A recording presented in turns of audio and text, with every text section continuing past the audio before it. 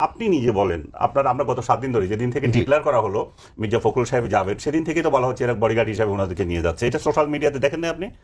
তার মানে হচ্ছে কি, এটা আগে থেকেই একটা ইয়ে ছিল, এটা হিন্দিতে বলে যে এ তো হোনাই থা, এটা তো সবাই জানে আগে। এখন তাহলে এত আশ্চর্য হওয়ার কি আছে? আশ্চর্য হওয়ার কিছু না। ডক্টর ইউনূস নিজের ব্যাগেজ নিয়ে বের হয়েছেন।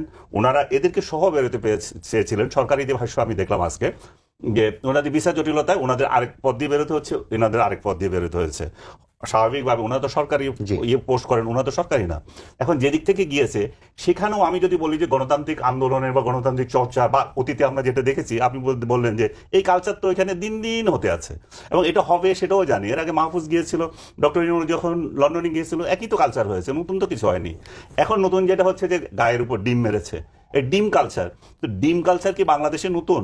আমরা তো দেখলাম যে 5 আগস্টের পর থেকে আদালত পাড়ায় ডিম অতি সস্তা হয়ে গেছে এবং বিরোধী দলের যারাই যাচ্ছে, ইনক্লুডিং আপনার আনিসুল হক যে আইনমন্ত্রী ছিল, সালমান এফ রহমান, জুনাইদ পলক, দীপুমণি, সবাইকে ডিম মারা হচ্ছে। শুধু এদেরকে না, এদের উকিলদেরকে মারা হচ্ছে।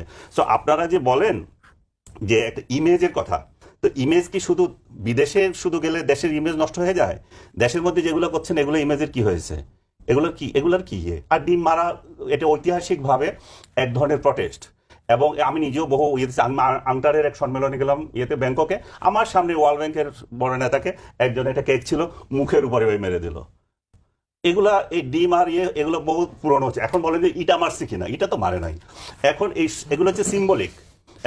এখন টার্গেটটা হচ্ছে এই সিম্বলিকে বলছে যারা কে গালি দিয়েছে, এটা যেমন বলতেছেন, আবার এটাও তো বলেছে, এটা তো শুনেন নাই যে এই আপাকে কিছু করে না, উনি মহিলা মানুষ, উনাকে যে সেভ করে নিয়ে গেছে, যারাকে তো কিছু বলে নাই। মির্জা ফখরুল ইসলাম সাহেব একজন সম্মানিত ব্যক্তি, তাকে যে সিনিয়র লিডার হিসেবে সম্মান করেছে, তাকেও তো কিছু করে নাই। এখন তাহলে কাকে মারবে? ডিমটা আক্তারই ছিল, বড় ছিল, ডিমটা হয়তো তার গায়ে, এই জন্য আরো টার্গেট করে তার উপরে গিয়েছে। এখন আপনি বলবেন যে আপনি কি এত এইসব কর্মকাণ্ড সমর্থন করেন? না, আমি সমর্থন করি না, কোনোভাবেই করবো না। আমাদের দেশের ঘটনা বাইরে গিয়ে আমরা কেন ক্যাওয়াজ করব?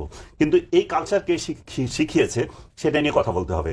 আমি আজ থেকে 3-4 মাস আগে যখন বললাম যে ডক্টর ইউনূস যে কালচার বাংলাদেশে 5 আগস্টের পর প্রবর্তন করেছে, 32 নম্বর ভাঙ্গা দিয়ে যে মব কালচার উনি চালু করেছেন, রাষ্ট্রীয় নীরবতায় যে কালচার শুরু হয়েছে দেশের মধ্যে, একে ও মারতেছে, এই কালচার কি বিস্তৃত হবে না? এবং ডক্টর আপনি এটাকে যদি 5 আগস্টের পরে বলেন, না মানে আমি একটু কথা আছে, 5 আগস্টের পরে যদি আপনি কালচার উৎপত্তি বলেন, তাহলে বেগম খালেদা জিয়ার মনিরুলের বাড়ি ভাঙারা ভাঙলো, জিয়াউর রহমানের কবর প্রতি 2 মাস পর পর কে খুঁড়ে দেওয়ার কথা বলেছিল? ওইটা বলতেছি আপনাকে বলতেছি, আমি যেটা বলছি সেটা শেষ করে দিই। 5 আগস্টের পর থেকে যে আমরা রাষ্ট্রীয় নীরবতায়, রাষ্ট্রীয় স্পন্সরে যে ইয়েগুলো হলো, 32 নম্বর ভাঙা হলো, 32 নম্বর আগুন দেওয়া হলো, এবং অন্যান্য জায়গাতে ব্যক্তিকেন্দ্রিক যে আক্রমণ হলো, যেগুলো আমি উদাহরণ দিলাম, যে মুক্তিযোদ্ধাদেরকে গলায় জুতার মালা দেওয়া, সিইসি থেকে শুরু করে, এবং ভুয়া মামলা তো আছেই। তো এই কালচারের প্রেক্ষিতে আমি বলেছিলাম ডক্টর ইউনূস আমাদের যে ইনক্লুসিভ সোসাইটি করার কথা ছিল, যেখানে আমরা একসঙ্গে এগিয়ে যাওয়ার কথা ছিল, সেটা উনি রুদ্ধ করে দিয়েছেন। এবং সেই রুদ্ধ করার প্রেক্ষিতে উনার বাড়িতেও কিন্তু আক্রমণ হবে, উনারা যদি ক্ষমতা থেকে চলে যান, এবং উনার যে গ্রামীণ ব্যাংক সেগুলোর উপরও কিন্তু আক্রমণ হবে। পরবর্তীতে আমাকে কিছু লোক বললো যে আমি নাকি উস্কিয়ে দিয়েছি। না, আমি উস্কিয়ে দিয়ে নাই। আমি বলছি যে এই কালচার কিন্তু হবে। আপনি এবং এই কালচার এখন দেখতেছেন আপনি, এখন এটা চলবে। এখন আরো কেন চলবে? কারণ হচ্ছে আপনি দেশের মধ্যে তাদের রাজনীতিকে নিষিদ্ধ করে রেখেছেন।